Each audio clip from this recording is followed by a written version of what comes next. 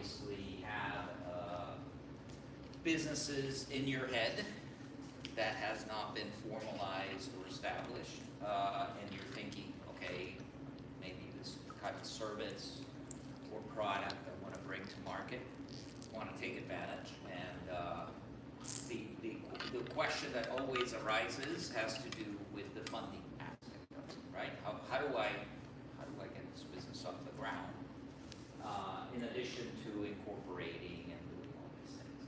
So my colleague and I, Andrea John Baptiste, work for this organization, the Small Business Development Centers, and we provide to many a client advice and assistance in preparation of a business plan, all the way through to obviously finding funding sources for you to take off, be able to secure some funding to allow you to grow your business and to get it off the ground. As well as other colleagues of ours that deal in the marketing space, and some of them that deal in the government contracting space, okay? So our services are varied, and it's something that you always want to maintain. I do want to bring to light the relationship and partnership that exists with the town of Davie. SBDC and the town of Davie have created a partnership to help with economic development as well as business development, and we appreciate very much the fact that they've allowed us to put out and exhibit this presentation. We are a team, obviously made up, as I explained, of many folks. Picture shows a number of us there already, and basically, each one of us plays a little bit of a different role, but we do have enough life experience in other areas that are not our specialty, which sometimes in the conversation with us comes up, and we're able to steer. And of course, it gets to the point where I'm having a conversation about some ways of marketing and promoting something, then I rely on referring that client to that specialist, okay? And so we are a group of approximately 18 to 20 folks. We're part of our host institution is Florida Atlantic University, and the SBDC being a network, state network. We're divided in regions, and Broward and Palm Beach County falls under the Florida Atlantic University system. For those folks that maybe lived in Dade and Monroe County, that falls under Florida International University. There's folks that live up in Orlando fall under the umbrella of the University of Central Florida, et cetera, et cetera, et cetera. So just wanted to let you know what the makeup of the process is. This is SBDC, basically was created in the early 70s in Florida, with the headquarters based out of Pensacola. Okay, and there are SBDCs all over the nation. So we call ourselves a network is because we're spread out throughout the country. Okay, so some of the list of specialized services that we provide. Some of you have come to other presentations. There was one about a month ago related to government contracting, capital access, which is my area of expertise, international trade expansion. So we're in South Florida. A lot of businesses decide to expand their business and mitigate risk by actually selling overseas. And so therefore we assist in the preparation of a export marketing plan in order to take advantage of certain incentives and grants that are put out there by the state of Florida as well as the federal government. Disaster recovery plans, many a times when there is a storm, a hurricane, like we have occasionally in the state, we do go out to provide assistance to those business owners that were directly affected by the storm. So therefore, we have a specialized services under the disaster. Small business innovation research, that is for those companies that would like to raise money through a grant program, through either the SBA or the National Science Foundation. We provide support on that. And so there's two parts to that program, the SBIR, SDTR, and it's basically the language, the full name of those programs is right there on your screen. Organizational development, DISC assessment. We have sometimes business owners that are trying to grow their business and are going to bring in a number of employees and do require some assistance in being able to ascertain and assess the type of employees that they are going to need. And so we have a process called DISC that we provide them with that solution as well. I spoke about export marketing plan, which is part of the international trade expansion process of program, and then other business tools and industry reports. So this is an important key element here that everybody uses. And I want you to understand that the SBDC is a service that is provided at no cost to the business owner, okay? It is a taxpayer-driven program. Therefore, as a business owner, you want to know if you have a market for your product or service, right? And you want to see who's my competitor, or discovery, right? You want to go through a discovery process. And so therefore, we have the tools to be able to do some research regarding the type of product or services. Understand that all of these services that we provide are completely confidential, okay? When you sign up for the SBDC, you are signing on into also signing a confidentiality agreement for those that get involved inside the SBDC network, okay? All right, obviously we're a results-driven organization where we try to understand the markets, assess, the cost structure when we're talking about this. And these are all things that if you're trying to put together a budget, right, to try to launch a product or service, this is something that you always want to consider. Uncover hidden costs, and that's the whole point of asking us to help you with collecting the stats that will provide you the means of being able to understand if you have a market. Recognize issues to create growth, as well as evaluate business plans. One of the most sought after services that SBDC provides is related to business plans, right? They're extremely important. We always insist on them, but they're not a dissertation, is what I tell my clients. I tell them, listen, you need to have a business plan, but I'm not looking for a dissertation for a PhD. A business plan should not have more than 10 pages. I'm telling you because I've been a lender, I've read these business plans, and as a lender, if you get slapped with a 40-page business plan, guess where your application is going to go? In the bottom of the pile, because I'm not going to read 40 pages. That's the reality of it, right? So the lowest hanging fruit, guys. That's what I'm trying to convey to you guys, right?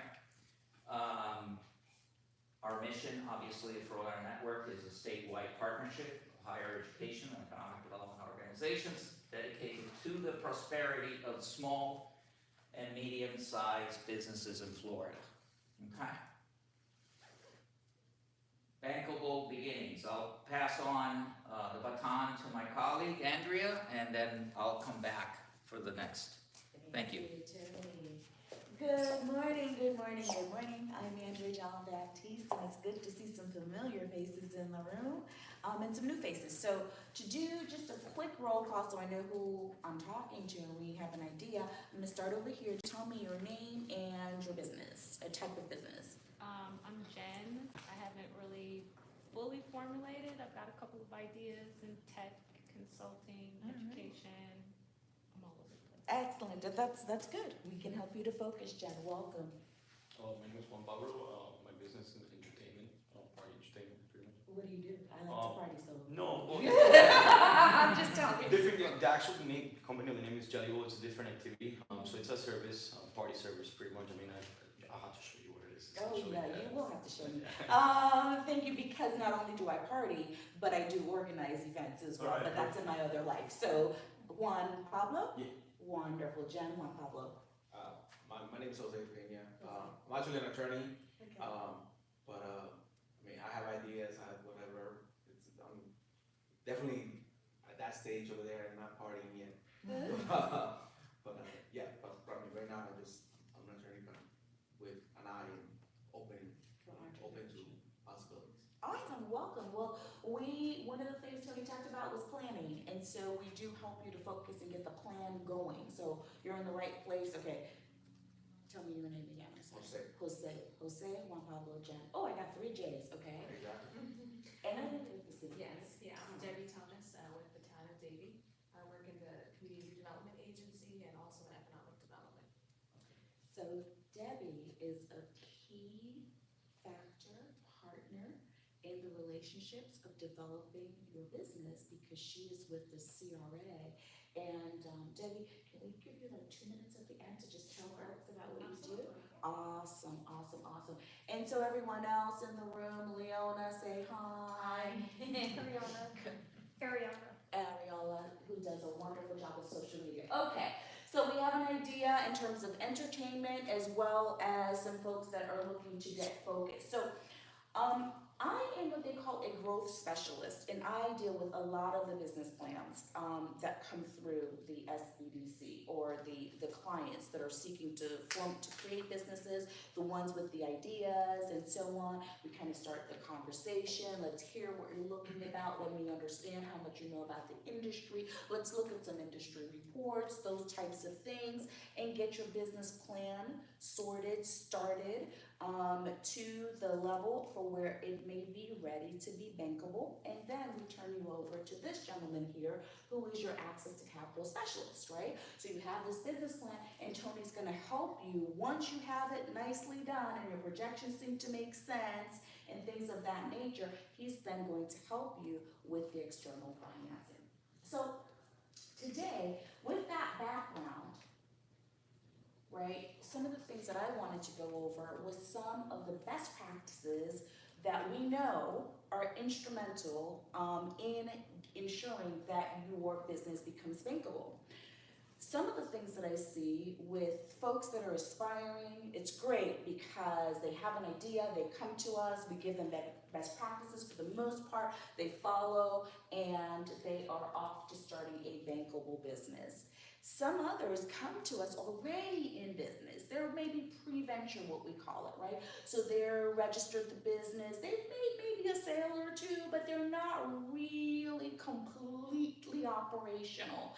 And so they're trying to figure out next step. Or others are kind of at a midpoint, and so now they're looking for growth strategies. I'm here, I've done all of this, I'm making some sales, but I need to get to the next level, and I don't necessarily know how. So I've pulled some pieces of things that if you're thinking, which I'm glad that the majority in the room are, right? Some things that you want to think about in terms of success factors, okay?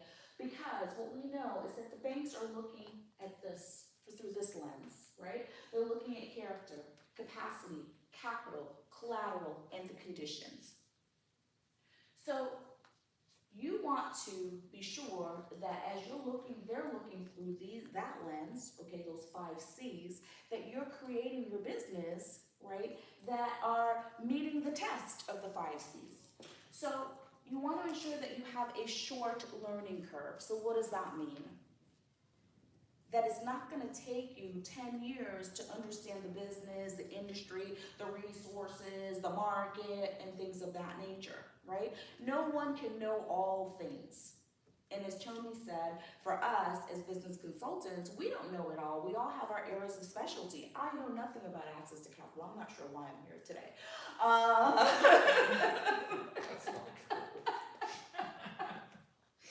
Right? And so when those questions get really challenging and it's outside of my wheelhouse, I go to Tony, right? So that's what we're talking about, that short learning curve. Understanding of the marketplace, what's going on, what are the trends, okay? Who are the key players? What is the industry looking like at this particular point? Where is it? Ensuring that it is planned well.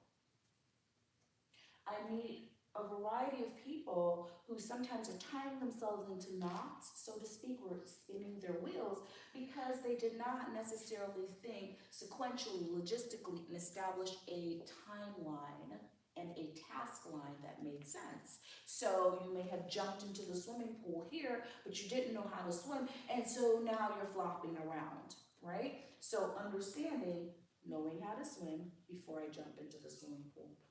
Appropriate marketing. We have a lot of folks who have not looked at their customer, the target market, and so on. I was working with a young lady yesterday who's targeting a particular age group in terms of her demographics.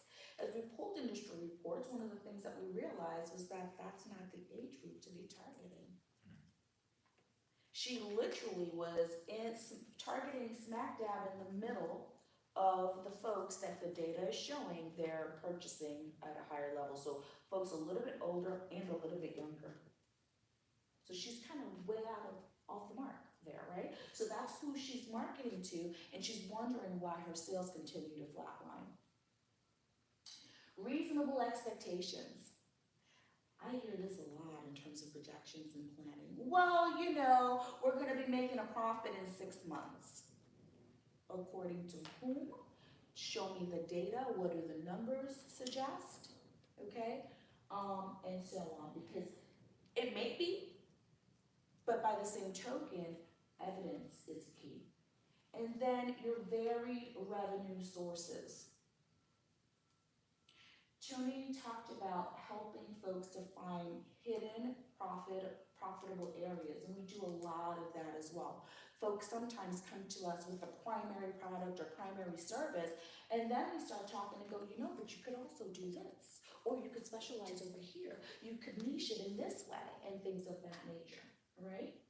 Failure factors, long learning curve, a lack of commitment. Stick-to-itiveness is the name, should be the middle name of every entrepreneur, every successful entrepreneur. Because we see the success. We don't see the late nights. We don't see the, you know, pawning of the jewelry, as someone told me the other day. Well, I hopped all my jewelry because I just needed to get to this next level. And they're there. They've opened their facility, right? So, lack of commitment, no feasibility study. How do you know this is going to work? Because it's a really good idea, doesn't necessarily mean it's going to be the most saleable idea, okay? Or saleable in the way that you are thinking. I had a gentleman share with me that he wants to do some food products, but it's all going to be online. So he's going to use a ghost kitchen and people can order. Sure, that sounds good, but do you see a problem anywhere in that with food products? Anybody? You mean food? Food. He wants to sell pastries. How do we sample it? Tony said licensing, so of course the business mind goes straight to the legal. He says absolutely right, yes. But Leona went to, how do you sample it? And I kept saying to him, well, how do they sample it? How are they gonna know that it tastes good? I don't wanna just buy food that's delivered and nobody can tell me how it tastes. I wanna go to the mall and taste a little something, or go to an event and taste a little something. So again, right, understanding the feasibility of the idea, and maybe you could go online eventually, but you do have to have some way for people to taste it and to sample it. And certainly you've got the licensing issues as well. Failure factors, high startup expenses can be. And some of the reports that we provide you with, they talk to you and share with you barriers to entry, right? And sometimes a high startup expense can be a barrier to entry, right? Narrow sources of revenue. I had a woman describe to me a business idea, but it would be a one-time purchase of maybe $100. That's pretty much in terms of sales for each customer, right? That's the lifetime, the life value of that customer one time at $100. To stay sustainable, you need a lot of those customers. And the reality of it is that that was not necessarily going to happen in the industry that she's looking at. And then failure to look at lifestyle issues. So a lot of the lifestyle issues, some of that falls in here as well. So lifestyle issues in terms of maybe the character components, not, oh, you party too much. It may be about the credit, okay? About credit. Going back to capacity, so understanding through the feasibility study, right, the capacity that you will be able to undertake, the capital, how much money will you have? What can be your secondary payment, repayment if you do have a loan, and the conditions of the industry, all tied into these successes and these failures. So you want to check out your competition, you want to do some shoe leather market research, you want to conduct online marketplace research, you want to make use of market research tools through the SBDC, identify strengths, weaknesses, competitors' marketing, prepare cash flow projections as part of understanding, can my business work? Who's doing what I do and where? How well are they doing it? Can I do it better? Can I have some kind of innovation to what they're doing to make it just a little bit more unique, right? Shoe leather, walk the streets, knock the doors, go in, sample their products, go to their parties and see what are they doing a little bit differently, right? If it's education, as Jen mentioned, maybe take their course and say, okay, well, you know what, they're not operating off of best practices, or wow, this is amazing, I really have to set my game up, right? Online marketplace research. For many of you, FP&L has a wonderful business data lookup link that we utilize and share with all of our customers, because this is a great place for you to do some competitor analysis. Who's in your area doing what you do, right? And, or it might be competition, but look for collaborators as well. Utilize it for potential customers, right? I'm looking for all the childcare facilities, so I'm gonna put my zip code in and childcare, and they're all gonna come up. And those are my customers, because I sell maybe, you know, early educational toys or whatever the case may be, or provide lunches. Maybe through the market research tools for SBDC, we are very fortunate to, not only does SBDC provide us with various tools and reports, but also our host institution, FAU, allows us some tools and resources as well, and libraries. I gotta tell you guys, so many people sleep, so to speak, on your public libraries. Broward County, Palm Beach County libraries with a library card. I used mine yesterday to pull information for a client. I was just playing around with some stuff. I couldn't find it other places, and I said, let me go over to their databases. And you would be surprised the high level of information that you can, you know, attain through utilizing a lot of the databases and research tools that these libraries have as well. Your strengths and weaknesses of your competitors' marketing. My family laughs because I think about advertising, particular ads, in a business way, so to speak. I was driving frustrated this morning because Pine Island was closed for a bit. And it was called, I was driving behind, I think it was Howdy Doody, a porta potty company. Cleverest thing ever, right? And so, I think about, it's important to understand what's clever, what's the hook. Okay, they're drawing folks in by this image, this sound, this smell, right? I was talking to a group the other day and I said, you want people to come? Pop some popcorn. Yeah. Right? Pop some popcorn or light a little bit of vanilla, smells, brings people in. So again, what's working? It could be something as simple as that. Pop some popcorn or have a popcorn smelling diffuser, right? And prepare your cash flow projections. That is so important to understand where you will be, how much you need to start, how much you need to operate, what do you think your revenue is going to be, where is the revenue coming from, if you are paying back a loan, how much the interest needs to be, the amortization needs to be involved or detailed in there as well. So you need to understand how your business is going to do at least over the next 3 to 5 years. And very importantly, your break-even point, right? And bankers ask for those types of things. They want to see that you have thought through the fact that perhaps I will stay in business for more than a couple of months. I will stay for maybe 3 to 5 years, and this is what I'm expecting, right? Now we know markets change, industries change, COVID comes, COVID goes, things change, but it's important, right, that because these cash flow statements also speak to your capacity. It will detail the capital. You should speak to the collateral, and you should be taking the conditions.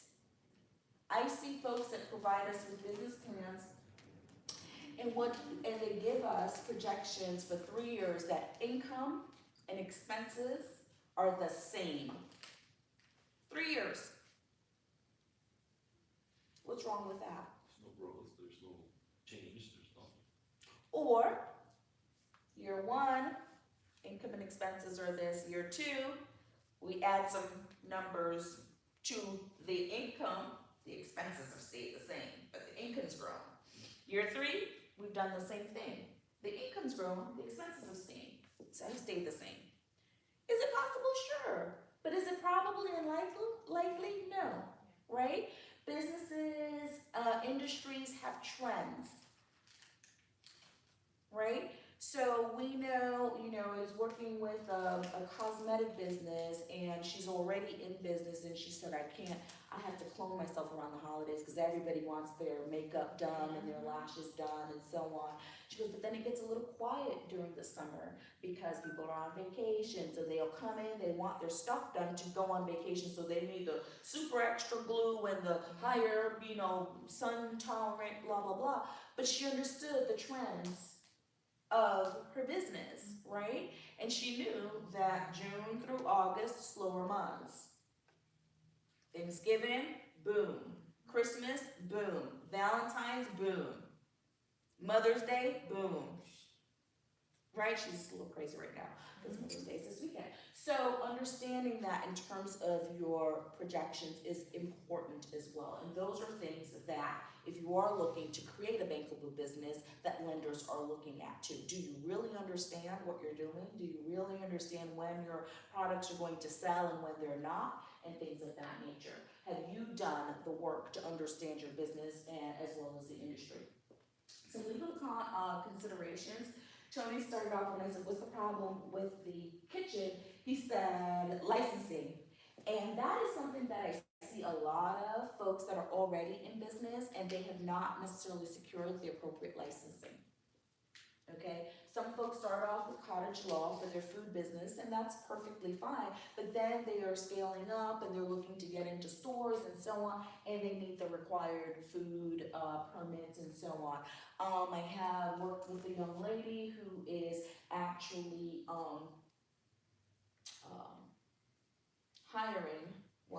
brokering childcare workers.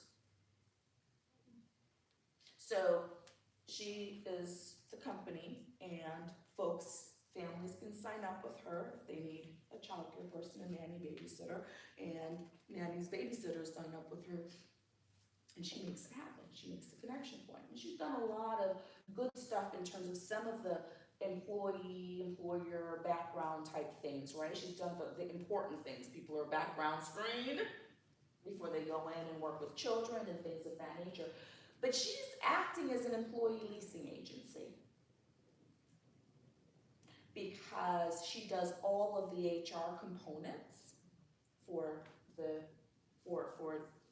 the individuals, and she's not signed up with the Department of Business and Professional Regulations as an employee leasing agency.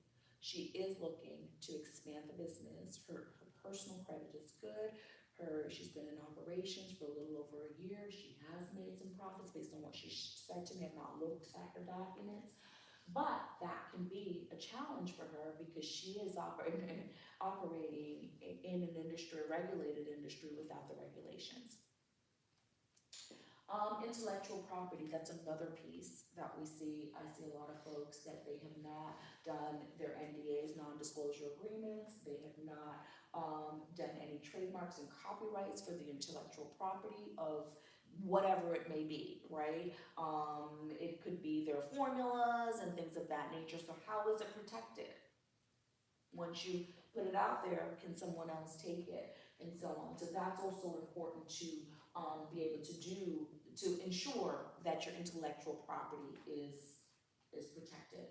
Payroll taxes, I see quite a few people having folks that, are contractors really operating in an employee type capacity, and you're not. There are specific laws and regulations and expectations around those folks that are 1099, those folks that are employees, right? And so that's also important because to move folks into that employee role, which is something that you may need to do as part of your business planning to ensure that you can get external lending, it can be costly, right? It can cost you more than you anticipated and so on. But the flip side is also worse. I always say to folks, handle these things up front. I have a saying that goes, pay now or pay more later. And my life has shown me that, right? So I can maybe skip a little step because I don't want to spend the $20, and then I get down the road a year later and I got to spend $120, and I kick myself because I'm like, you could have just spent $20, right? I'm the only one who's that's happened to. No. Okay, thank you. Red light camera over there. Right? Prime I example. just went exactly prime example. I'm doing it right now. Right? Go a little faster now. Okay, like, We were just telling Tony about my ticket on Saturday, but that's a whole other story. And then your local business tax receipts. Most people will come and say, I am registered with Sundays. Fantastic. What about Broward County? What about the city or town in which your business is domiciled? Okay, those all need to happen too, particularly if you have a product that you are selling, right? But you should get your local business tax receipts, tax permits, and so on, to ensure that your business is operating legitimately. So these are things that I see a lot that are often overlooked when folks are starting, and so now they're in an expansion phase, or they're looking to expand, they're looking now for external financing, because they've bootstrapped so far, but then some of these things kind of need to be taken care of as they present for external funding considerations.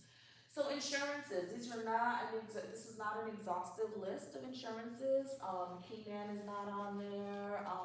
However, that is also something that is often overlooked in starting as well, right? Some folks just don't have the insurances, they just never bothered. And so there are times when folks are telling me stuff, and I'm like, you're insured, right? And they go, no, and I'm like, oh my God. my heart hurts, my head hurts. Seriously, you know, the mother in me comes out like, oh my gosh, you're playing with fire, go, stop, right? Because if something does happen, everything you've worked for could certainly go down the drain in a flash, right? So your business or your commercial liability covers the injury, cost of injury, and property damage claim against the business. So your business, your truck runs over the sprinkler heads in Mrs. So-and-so's yard. Your product liability protects from claims that a product you made or sold caused bodily injury or property damage to someone. I was talking to our makeup artist about her insurances, right? Because, and actually there's one who does makeup artistry and one who's making cosmetics. Needs that for sure, right? Because God forbid somebody rubs some sweet smelling something she's made and it turns out into a rash problem. Workers' comp, state requires for businesses with a certain amount of employees, so you can't not. Provides medical and wage benefits to people who are injured or become ill at work, and the requirements vary from state to state. Professional liability and errors and omission covers if you make a mistake in the professional services delivered to a customer or client. So oftentimes CPAs and accountants will have that, because if you do my books wrong and it becomes a problem for me, a liability, then right, I made a mistake, I forgot to put a zero onto the end of something. Your D&Os protects directors or officers of a company from personal losses if they are sued by the organization's employees, vendors, customers, or other parties. That's also important, and I always encourage nonprofits to be sure, and nonprofits who invite me to be on their board, I don't ask them about their mission first, never, I really don't. I'm not gonna lie to you. My first question is, do you know? And then we can continue the conversation, because if you don't have that, I'm not even going to ask you your mission, because I'm not going to in any way, shape, or form become a member of your board of directors, because if something happens, especially as a nonprofit member of a board, then I have a fiduciary responsibility to the organization. So this is also important. And these again are areas, insurances are often overlooked. Like I said, the two things that I see a lot that's overlooked are the insurances as well as the permits and licensing, right? Probably the most frequently. Some considerations, and you may want to have some mitigation plans going into your business plan, looking for external financing, right? Any leasing decisions or challenges that you may have. I mean, what is happening in terms of the location, right? We know there's a lot of construction going on. What happens when there is construction and people can't really get into your building or your plaza as quickly as they used to, and you do see a drop in business. In my neighborhood, the corner store that I go to is right at the top, and they were putting in these roundabouts, hate them, throughout the area. And so I didn't go to the corner store because the construction and it was just the pain, so I would drive around and go to another corner store. And the guy, when I go in, probably like 6 weeks later, I'm like, hey, because we're all good friends now. And so, hey, how you doing? And he goes, it sucks. Business is dead, Andrea. These construction people, blah, blah, blah, blah, blah, right? So again, are there any challenges, things to be considered with your location, any regulations on your home-based business? Some cities have stronger requirements. Some cities don't want you to have a home-based business per se. What's going on with your virtual offices? That's something to consider as well. Is that a good thing or a bad thing? Some lenders are like, okay, where's your brick and mortar, your virtual office? Are you really there? Cost and overhead implications. Anything that you want to think about? Will there be, do you have to do some rehab over the next couple of years? Or is anything changing legally, and so on? And then, so you want to have some mitigation plans. You always want to think about that. What happens if I have to move in the next 3 years? What if the landlord sells the building and they're going to increase the rent, or whatever the case may be? And check your, check all the clauses in your lease, and I always tell folks, you know, you should, if you're in business, you should know a good business attorney. I'm not saying you have to have one on retainer, but you should know one. Manufacturers, suppliers, distributors, supply chain, you've gotta know, we all experience supply chain issues, right? Most of us are end users and consumers, and we couldn't get the favorite coffee that we wanted maybe for 2 days, right? When we went to Publix, they didn't have any. We couldn't, critical supply chain issues, infant formula, that was a huge deal, right? So we all have lived in a world where we've experienced critical supply chain issues. And so that is something that folks that are in manufacturing, or you have a product that you're selling, you really want to have a good handle on your supply chain, and you want to have a mitigation plan. Because if you can't get it from Utah, can you get it from Wisconsin? If you can't get it from Wisconsin, then you need to go to China, right? International trade, communications, culture, and currency, if you are, and we do work with a lot of businesses that are looking at international trade because of where we're so, you know, primely located, to be able to access so many other nations and so on. But communications times, that's something to think about. Language, right, as well. Customs as well, if you are doing international trade, culture and currency. So in terms of currency, particularly looking at your bankable business, how does the exchange rate impact? Does it? Something to think about. And then the third are party integrations, fees, intellectual property, and ownership. I have a lot of folks who say, oh, I'm using so-and-so and so-and-so and so, but the fees aren't anywhere in their budget. Nowhere, right? I'm like, okay, doesn't it cost? Or they take a percentage? Oh, yeah, right? So we need to be able to put that together. And if you've created something, who owns what? Okay, who owns what percentage of the product? Or is it a 50-50 split? Things of that nature. And then I'm winding down, so some things that you also want to think about, your seed capital, where will it come from? I have folks that come to me consistently, and sometimes I do have to close my camera so I can just pull one quick lock out. You know, there's a little off my hair, but because they will go, I'm here to use other people's money, and I'm like, why those other people can I use their money to, please? Okay, but seed capital, I'm always asking, well, what cash do you have on hand? How much money do you have? How much skin do you have in the game? That's part of the capital of the 5 C's, right? What's your skin in the game? And folks will go, well, I don't have anything, but I need $3 million. Can I do that, Tony? Okay, I don't know. I told you I don't know anything about access to capital, but he says no, so I'm gonna go with that, but my instinct's telling me not. No, but seriously, right? You know that you need some seed capital, so where will it come from? Will it be from your family, your friends, your personal line of credit, under your mattress, and things of that nature? Most people think banks, but not necessarily initially, and Tony's gonna go through all of the reasons, and the hows, and the why nots.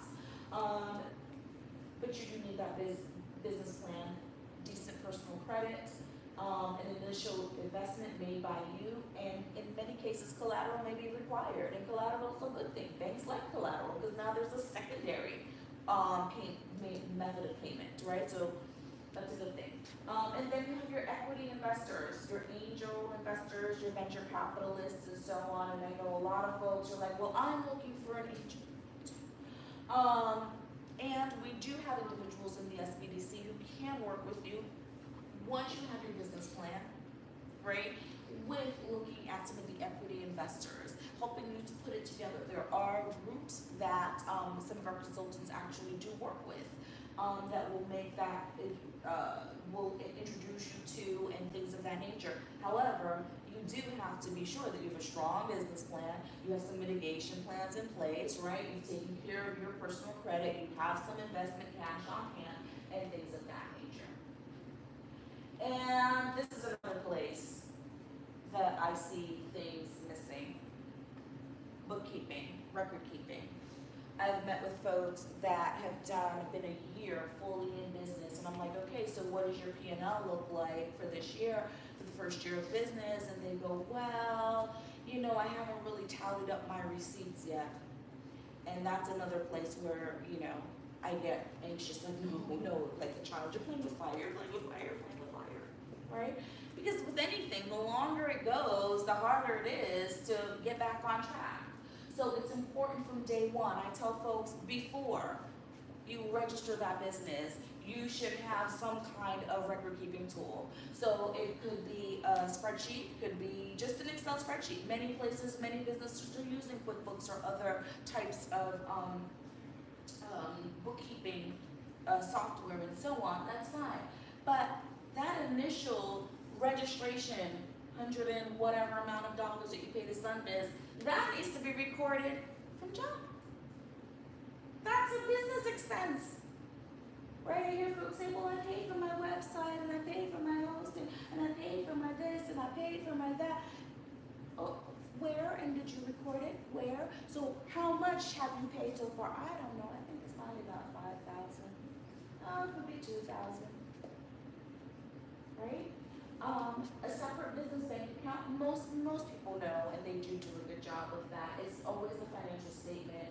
Receipts and invoices and bank statements, keeping copies of those. The beauty now, we have things online, so that's an easy fix. We can always pull them down in terms of the bank statements. And if you are using a product like QuickBooks and you tie it to your bank, you know that automatically a lot of the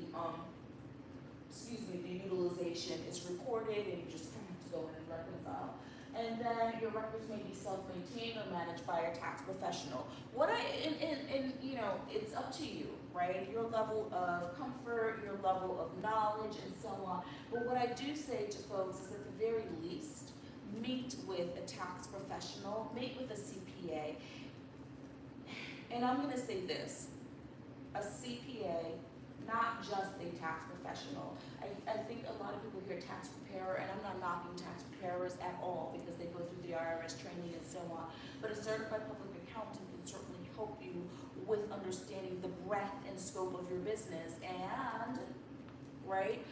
So that's really, really important. So I always say, even before you start, sit with a CPA to find out, here's my business, okay? What are some of the things that I need to keep?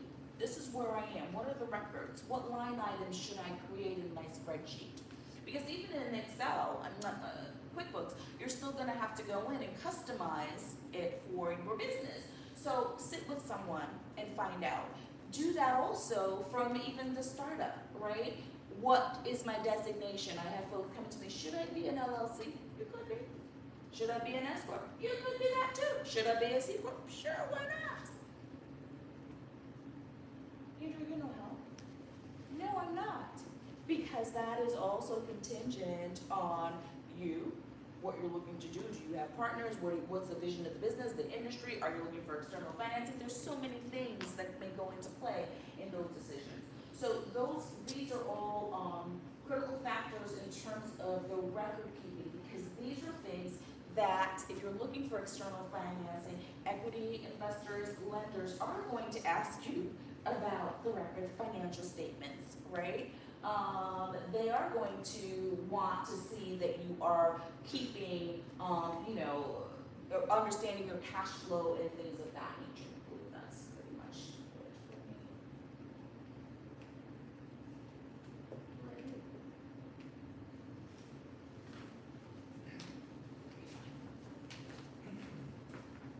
Is it done?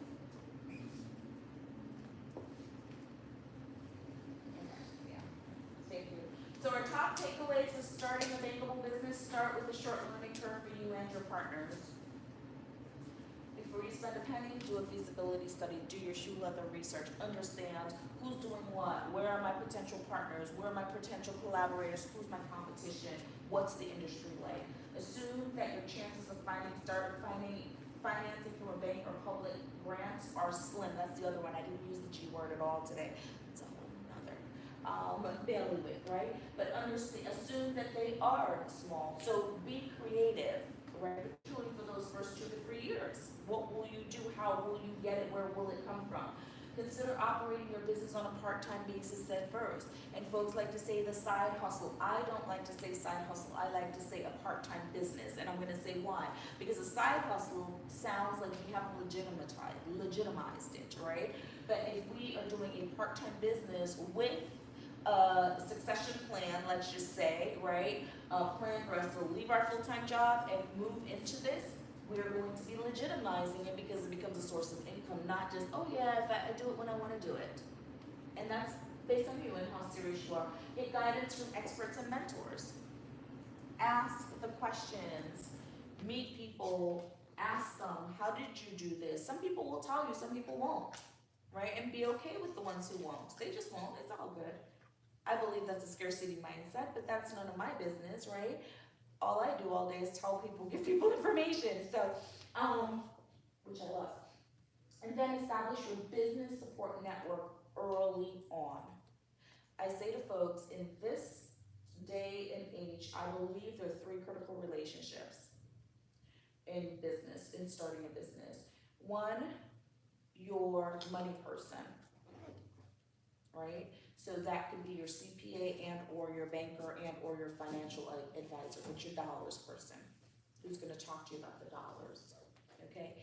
Then your legal person, who's gonna talk to you about the laws and keeping you out of trouble, right? And helping you to protect everything that you're working for, from that intellectual property pieces to, looking at your NDAs, looking at contracts, guiding you with any HR issues that you may have, things of that nature. And then the third, believe it or not, I believe, is a creative person. So someone particularly in the visual arts, because every business now needs a website, every business needs some kind of a logo, and for many businesses, social media is going to be one of your primary advertising and communications tool, and we know that effective social media has good, high-quality visuals. So I believe that the third relationship is with that creative person. If I can be, a little bit more pointed, I would even say graphic designer, web developer type persona. But those are the 3 areas that I encourage everyone to have relationships with as you focus on the character, right? Your character, the owner's character, the capacity, what are you able to accomplish, the capital, how much do you have, what is a secondary form of payment, and what are the conditions of the market. And with that, it is now Tony's time. Thank you. Thank you, Andrea, for that wonderful presentation. For the next few slides, I do want to kind of warn you that there'll be some repeated themes to what Andrea had presented, but I think that it's an emphasis of where you should actually, keep an eye out, most likely, okay?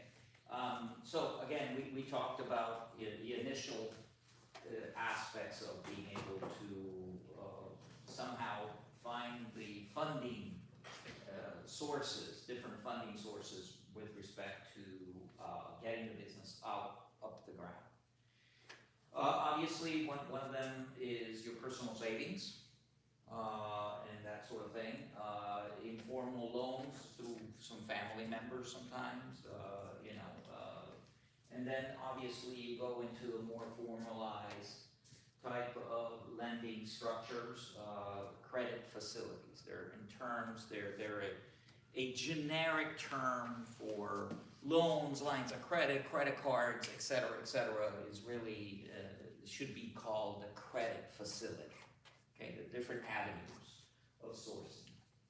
Okay, financing options, obviously, that's the number one that is always looked at first. Okay, and that's how it's important to kind of learn to itemize the the investment, your out-of-pocket expenses, right? Andrea mentioned, that particular client that said, well, I don't know, it was 5,000, but then it was 2,000. I don't remember now, that sort of thing.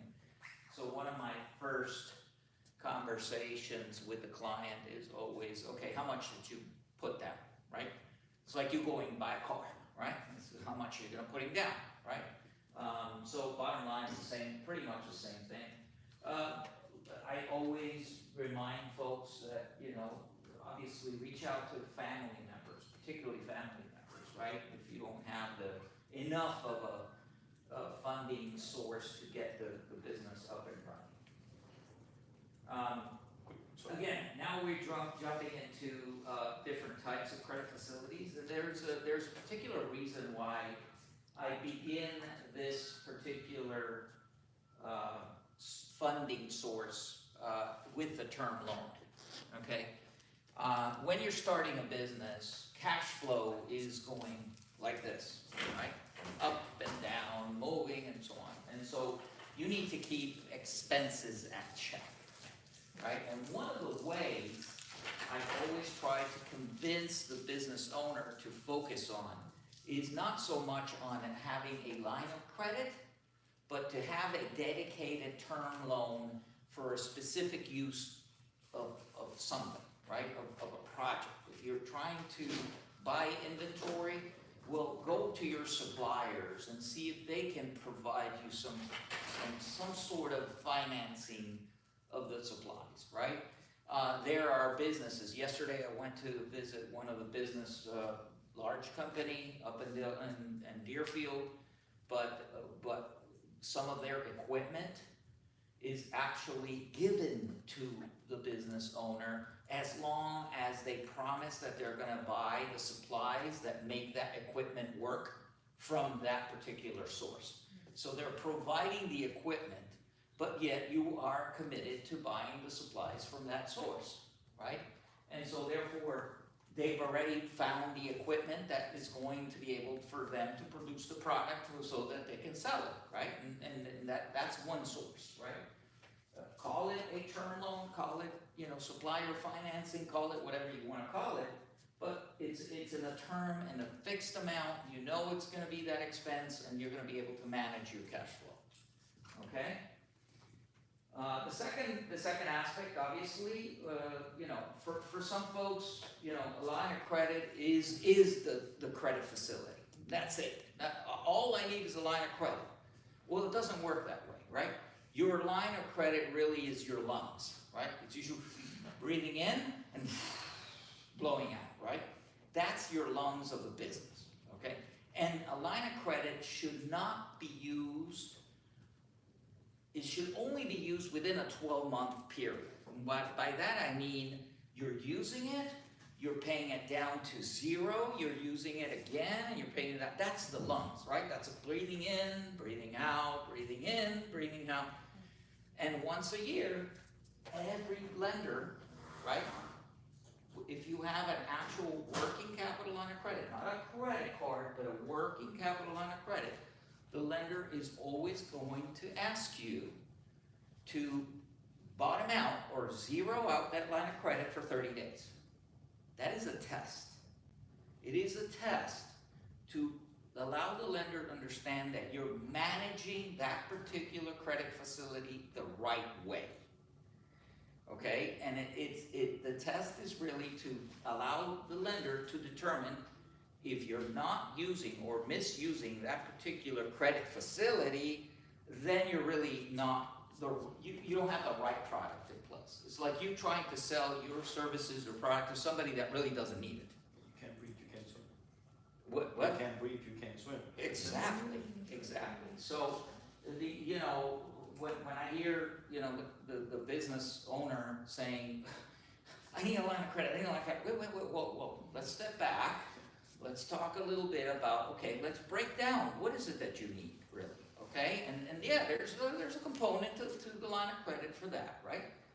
And the same way that I just explained a working capital line of credit, you should apply that same concept to a credit card.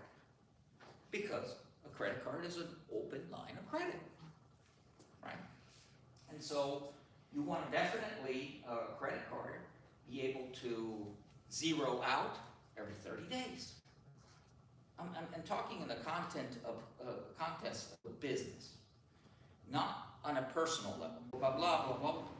I go, yeah, but it's costing you, you know, if you go borrow money for it, it's gonna cost you X, and if you go leasing it, it's gonna cost you Y. It's like you leasing the car, it's totally, you wanna buy the Mercedes 450 at $300 a month in a lease, or you wanna drive a Mercedes 450 at $800 a month if you wanna buy it, okay? In the business space, sometimes that happens, right? It depends on the complexity of the piece of equipment. Financing inventory. One way of financing inventory is the way that I just explained. Somebody sells the equipment, so gives you the equipment and has you buying their inventory. That guarantees a flow, but you in reality are financing the inventory because you basically got a piece of equipment on that behalf, on their behalf, right? This is something that was factoring for some folks. Factoring is basically discounting what you already have. So I have business owners that have a book of business. They have clients. They're ongoing, right? And they need to raise some money. So they leverage the accounts receivable bulk, right, of their business by using a factor. Okay? Now, is this expensive? It is. It could be. It depends on how often you turn over that receivable, right? The faster you turn over, it's talking about chairs and restaurants. Well, what makes money in a restaurant is to know that those tables and those chairs are turned over with customers all the time. How fast can you do that? So sometimes that may be a solution.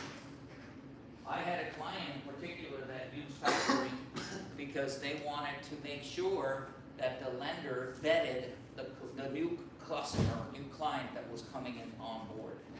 He didn't want to do the vetting, so he used the factoring system to vet that client for repayment because he was in an industry where there was a high degree of failure of payment, right? So chargebacks and things of that nature. So in order for him to put in place a vetting process of new customers coming in, he used the factoring system and let the lender do the vetting of the buyer. If he didn't pass muster, then he told him, I don't want to do business with you. Okay? Credit card, sale, loans, merchant, cash advances, and so on and so forth. This year falls into, again, the food and beverage industry, because they go through seasonal, some of them go through a seasonal aspect of it. There are some merchant service providers that will advance monies when the season is slow, so that you can kind of get over that hump and be able to go back to business, right? And again, this one is tied to factoring, where you're leveraging that sort of. I have, for the financing receivables, for those that do export, they sell product overseas, part of being able to establish a working capital line of credit to offer payment terms to overseas clients, they obviously leverage financing the receivable by obtaining credit insurance, right? It's another way of being able to vet the buyer overseas. So you buy credit insurance should the buyer overseas default, right? There is insurance that will cover at least the cost of the product. Okay? Government programs, obviously, we participated, lenders. For a lot of folks, and I understand the concept of the Small Business Administration is really one of support. It is not one of direct lending, okay? The pandemic and the implementation of the EIDL loan program was an oxymoron. That never happens, right? It was such a situation, emergency situation, that the federal government had to step in, right, and be able to pump money into the system so that businesses didn't crash, right?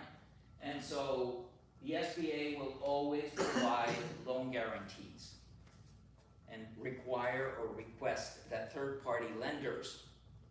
And when I say lenders, understand that banks do not have the monopoly in lending. Okay, they're not monopolistic. Okay, lenders are bank and non-bank. Okay, you have credit unions, you have finance companies, you have fintech companies, and a gamut of different sources. Okay, and some of them provide guarantees as well. Okay, there are obviously SBA does have micro loan programs that provide loans up to $50,000 for startup businesses. Those are really few and far between. But they do also require that a lender participate in those particular programs, and not all lenders participate in those programs. Okay.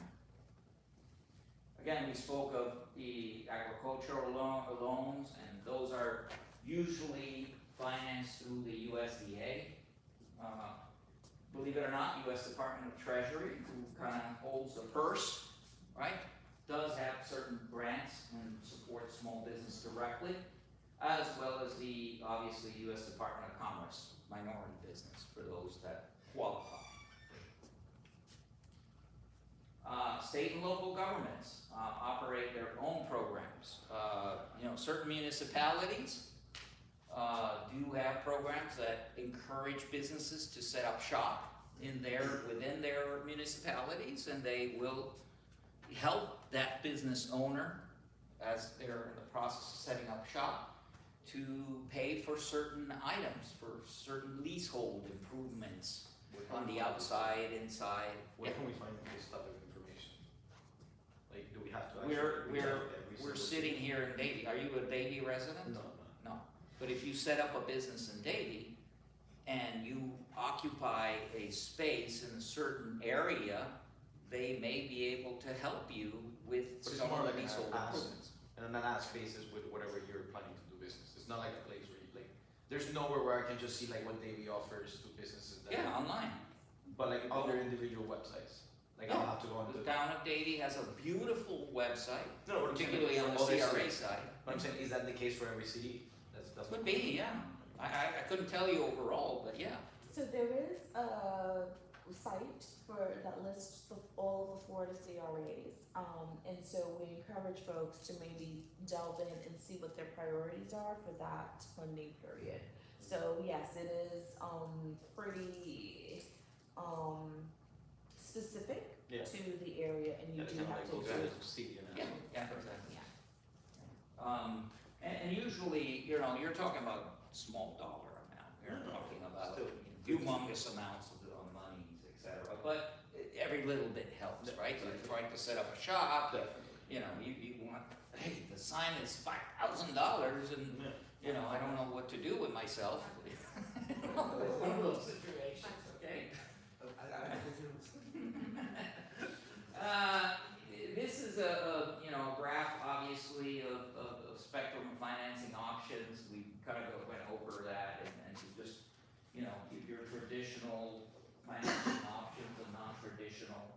So understand that, your different sources of non-traditional on the bottom side of lending sources. So if you're in this, you're sitting over here, expect that your financing, sources may be expensive, right? That's your, this is the area where the factors are, right? That sort of thing. But gives you a clear understanding of what exactly is involved. Again, we talked about sources of stages of business. We usually, we tell you when you're starting up, first question, hey, what does your personal savings look like? And you have a way of tapping these family and friends, and so on and so forth, down the line, right? And very conveniently, that's where these guys sit, right? And they sit because they sit on the safe side, right? Usually, when you have programs like SBA and so on and so forth, that line tends to come a little further to the left, but not much.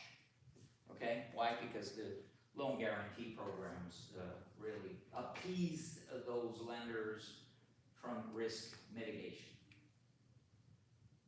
Well, here we go. So, we spoke of the 5 C's repeatedly in Andrea's presentation, but obviously, you know, again, repeat, strength of your personal and business credit history. Now, as a startup, there's no business credit history, so 100% is dependent on the personal credit history. This is something that, you know, I always like to emphasize, overemphasize, so those business owners, is don't use your business as your ATM machine. Don't use your business as an ATM machine. It does not pay in the long term, okay? It will be picked up in your financials. It's, you know, regardless if you try to figure out a way with your accountant and you're like, oh my God, what can I do? It's going to be picked up. And if you are using your business to pay for diapers, and you're not in the diaper business, you got a problem, okay? That is one of the biggest things as a former lender. I mean, I could tell immediately if a business owner was using their business to pay for their toys, for lack of a better word. So try not to, okay? Separate both of them. Create a business account, separate. Run the transactions on the business account legitimately. And if you have a personal expense, you run it through your personal bank account, okay? You use your personal ATM. If you need money from business, you call your CPA and you say, hey, how can I do a distribution, right, to pay some bills? Because I got some big bills coming up, you know, got to pay for my car insurance, my stuff. Don't write the check directly from the business to the insurance company for paying your personal car insurance. That's how you pick it up. You're smiling because I know that's happened before. Exactly, but I'm telling you that if you want to open the world of financing, you do not want to go there, okay? Because that's one of the fastest way to say no for your application is that way. I'm just telling you the truth, and that's what happens behind the scenes, and you guys don't realize it. Well, Okay. I mean, to that point, just on a legal front, the moment you do that, you also lose protection as far as, you know, legal protection from the business and your personal side. Mhm. It's basically, you know, it's called piercing the corporate veil. That's right. You're done. I mean, And the lenders don't want to play in that space. I can tell you that. So, one last important aspect of it, and I usually do this with a lot of the folks that participate in the presentation, is I ask them to put up their hand up and ask, do you know who your banker is? Do you actually know who your banker is? Do you know that person? I mean, not personally, but Okay. I can point him out, I don't know his name, and I go and talk to him, yeah. Okay? He sucks, but yeah. He sucks. Yeah. So what do you do? What do you do if he sucks? What do you do when he sucks? You go somewhere else. You but go somewhere else. in Yeah. banks is not always as To easy. get a guy that goes, hey, bud, how are you, man? You pick up the phone and you say, hey, I got a problem. Yeah. Can you solve it for me? Yeah, the answer is always no. That's a relationship. Yeah. And so, That's what I'm saying, I can point him out, but. And so you move on. No, I feel like at the bank is always hard because they, at the end of the day, it's their interest and small How business. many banks are there out No, there? no, and that's the problem. Like, I mean, but switching from one to another when you have a business account and everything, I mean, it's still like a decision to make. You I guess. shouldn't batten your eyes twice when you have to do that. I am telling you, you don't have to. There are plenty of hungry bankers that want your business and will make it as easy as possible for you to switch over. But they need to be able to be on that phone and say, yes, I'll solve it for you. My dumb credit card machine is not working. Yeah. You've got to be able to pick up the phone, call the guy, and the guy's going to solve it for you. Yeah. That's a relationship. Make sense? And when it comes to lending, that's the guy who's going to go back for you. Many a times I've gone to committee for loans. And that loan survived because I was passionate about that particular customer. Because it was like my own business. Yet it was owned by somebody else. But I was the advocate in front of a committee of folks who made the yay or nay decision. Keep that always in your mind. Improve your changes, getting a business loan. Okay? Obviously, again, repeat of certain aspects. This is a good source. Check it out, navigate it, understand how, how that particular government agency can assist. Particularly if you have some personal credit issues, and you need to clean them up. They will give you some very good pointers. Again, here again is reiteration of what we just spoke about, avoiding commingling of funds, maintain accurate bookkeeping, consult your tax advisor, and AKA a CPA, certified public accountant. You think that's an expensive one? If you're not advised. I want to fix everything. Fix everything. Definitely. But they have a license, right? And their business is, based on that license, like the attorneys, and they really have. And they can also help with funding, especially because they're Yeah, in the world. They can, absolutely. They have a relationship with lenders, right? So if you don't wanna go shopping for a lender, then you can use that person of your confidence, right? Again, repeat of this, skip on this. He points to remember, obviously, the types of financing, which also include your savings. Remember, always call it a credit facility, don't call it a loan necessarily, or a line of credit, or working capital line of credit, or a equipment lease, credit facility. Embarks pretty much everything. And consider also the fact that you should evaluate the benefits and risks of non-bank financing, because obviously they're a little more expensive, right?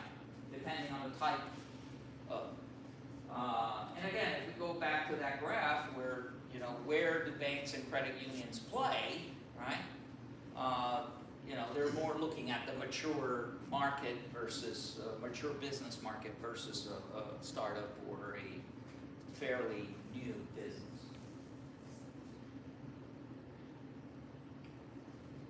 Okay, so supposedly you can point to this and you are able to register. Letting you know there.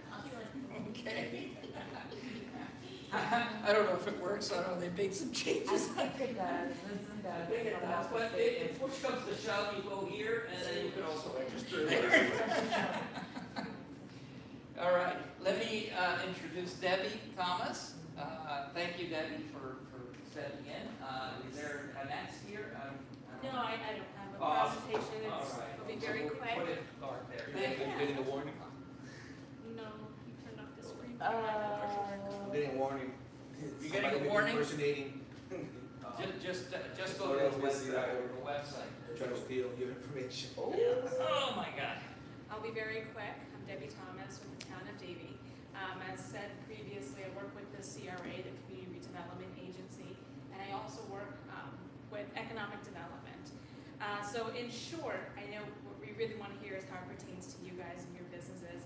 And both of them mentioned a little bit about this before. When it comes to funding opportunities, the CRA cannot necessarily help fund your small business. However, when they mentioned about signage, about physical improvements, those are the things that we are interested in. So whenever you decide that you want to take your business and turn it into a brick and mortar storefront or whatever it may be, things like repairing signage, repairing the inside of a building, physical infrastructure, those are areas where we can try to facilitate either having a matching grant or something along those lines. One of the other things I wanted to share with you, this is a small business guide that we have. And it just basically goes over very simplistic steps to opening a business in the town. The reason why this is very important, when you read it, you'll be like, oh, I already know all this information. But I want you to look at it twice and download the information. Main reason is a lot of people come to us. I used to work in planning and zoning, and so I used to be one of those people that approves a business tax receipt for planning. And the number one thing I would hear from small business owners is, I found a place, I want to go there, everything's working out great, here's my application. And we look at it, we say, this use isn't permitted here. And then they say, well, I already signed the lease, and I already put my deposit down. And then we say, I'm sorry, there's nothing we can do. And they say, well, I wish I knew this before. And of course, the answer is, well, it's online. So this is a small guide to showing you where you need to look before you move further. Download the Town Business Tax Receipt Guide. Even if you're not going to be a brick and mortar right now, it will show you what documents you need to have. Your fictitious name registration, your state of Florida, Broward County license. Whether it's a brick and mortar or even a home-based business, you'll still need a Town of Davie business tax receipt. And these documents will help you identify what you need before you even come to the municipality and say, this is what I want to apply for. The other thing is, it will also help you hone in on what your business is. I have seen tons of applications that come and say, I want to do a little bit of education, a little bit of training, a little bit of hair salon, a little bit of this, a little bit of that, all in this one space. Well, those are all drastically different uses. And if you have different uses, now it becomes hard for us to fit your use into that category and give you a permitted use, certificate of use. So these are all things to consider. The other thing is finding a location that is suitable for your business. You'll need to look at what improvements you would want to make. Let's say you're like, you know what, I've loved tower shops. I've always wanted to go into tower shops. Well, you need to find out, can you have your business at tower shops? You cannot have a manufacturing business at tower shops. Those are things that you would want to know. So look at where your location is going to be. Look at the Town of Davie business tax receipt guidelines. Look at the Florida Building Code to see what things require a building permit. These are all things that people sometimes look at later on when they're ready to get to that point, but then they get stalled months and months and months because they need all of the information, all the supporting documents to back it up. So I'll leave a few of these here. There's 3 of these, so I can just give each of you one of these if you'd like. But then to answer your question from before, is there this information available in different municipalities? Every municipality is different. Generally, when it comes to the CRA funding, the state of Florida has limited us to hard physical infrastructure. So we may not be able to help you build your business in terms of giving you capital up front, but should you decide that you want to contribute to making physical improvements somewhere, renovating a space to become a restaurant or renovating a space to become an office, those are things that you would have to approach your CRA about, and it's given on a case-by-case basis, okay? So I'll leave this, and I'll give you guys some of my cards. Do you have any questions for me? So I guess with the use part of it, Yeah. I've never considered that, especially because I have clients that are always moving, right, place to place. Not necessarily here, but I don't think they ever check that, right? Can I do this business in this space? Yeah. So, I mean, can you give me an example, like somebody who actually tried to get, Oh, sure, tons. I see it Alright, all the give me a good time. one. So here's an easy, actually it's not so easy anymore, but there have been a lot of legislative changes regarding home-based businesses, okay? Now, I'd say, let's go back 5 years ago. We had a very restrictive guideline on what you could do in your home. Our code of ordinances was more restrictive than you would see in other places. So for us, you would say, okay, you can have a home office, can't have people there, can't have visitors there, can't sell products outside of, home, like food and things like that that are covered by other statutes. Very, very limited. And so people will come and say, well, I want to do hairstyling for my house. I want to do this for my house, like professionally, not like she said, not like a side gig, but like an actual business. And we would say, you can't do it. And so now the statute allows for a little bit more, but how much more, I'm not sure. It's going to depend on your specific business, your specific use. But you can't just assume, well, it's my house, it's my property, it's my this, it's my that. I can do whatever I want. Yeah, you can, but we won't sign off on it. and then you won't get your proper business tax receipts, and then you won't get all of the other funding and other things that you need. So those things are very important. When it comes to commercial, the example I gave before, let's say you want to be in a retail center, and you say, well, we manufacture, or maybe we don't manufacture, we put things together. Well, based on your definition, we would consider that light manufacturing. Now you can't be in a retail shopping center, now you need to be in an industrial area. Oh, but we don't really do much, we just kind of put some stuff together. Sorry, that definition is light manufacturing. So those are things, as a business owner, you may not be aware of, but that's why I'm a huge advocate for looking at these resources ahead of time, because it will help you prepare all the documents you need. You may not even think that you need them right away, but as you start looking, you say, oh man, fictitious name. Do I really want to be Debbie Thomas Incorporated? Or do I want to have another name? Oh, well, I want to have another name, but now I need to have the paperwork to support that. I can't just change it because I just feel like changing. You know, so these are things that you want to consider, and knowing upfront all the things that you need will really help you get organized. I've seen so many businesses apply for a BTR and apply for building permits at the same time and say, okay, I'm going to move in here, I'm going to make all this work, and then I'm going to apply for my business. Now both things get stalled because you don't have the proper paperwork. So if you come ready, have everything wrapped in a bow, it makes it easier for us to approve or at least guide you on what else you need. So is there like a number specific to Davie where somebody can call and say, hey, listen, I'm looking at this space, and this is what I'm gonna be doing, blah, blah, blah? Planning and zoning. Planning So I zoning? have Okay, their so that's it. information here. Okay, perfect. Okay, so this is just a really simple cheat sheet. Like I said, you'll look at this and say, oh, I already know this, but really look at it twice. Because it talks about, number one, find your location. Number two, confirm in planning and zoning that that use is permitted. Number three, apply for a business tax receipt and download the checklist or complete the checklist. Number four, consider any modifications that you want to make to a building. You may think, oh, I'm just doing this, I don't need a permit. Yeah, well, you do, especially if you don't own it and you're leasing, you absolutely do. And then the last one is to open your business, but you need to maintain all of your local, state, and federal licenses as part of that. Every year you'll need to apply for a business tax, not apply, but you'll need to pay your business tax receipt to keep it renewed every year. Okay, and then on the back here we have a list of numbers and contacts that are relating to opening businesses and pulling building permits that hopefully can be a little cheat sheet for you. All right, any other questions?